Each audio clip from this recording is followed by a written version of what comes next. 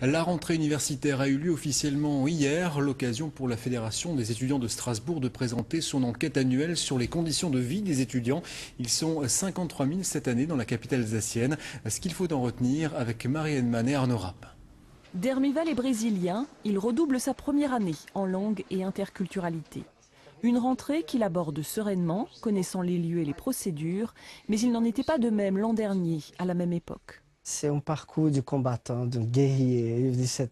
La bataille était très lourde. Tout d'abord, je n'ai pas eu la préparation que les étudiants français ils ont avant le bac pour faire. Ils sont orientés. Je n'ai pas eu ça chez moi. Le cas de Dermival est loin d'être unique. L'université de Strasbourg compte 27% d'étudiants étrangers.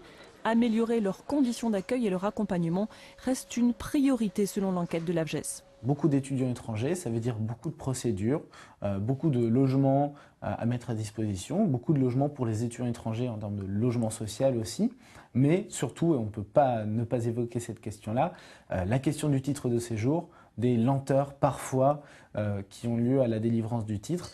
Autre résultat de l'enquête rendue publique ce soir par l'AFGES, la préoccupation grandissante des débouchés et de l'insertion dans la vie professionnelle. 85% des étudiants, toutes filières confondues, demandent à effectuer des stages dans la vie active.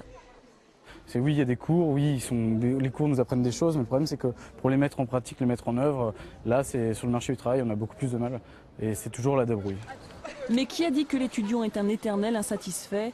Toujours selon l'enquête de l'AFGES, la très grande majorité, 79%, apprécie et reconnaît la qualité de l'enseignement reçu.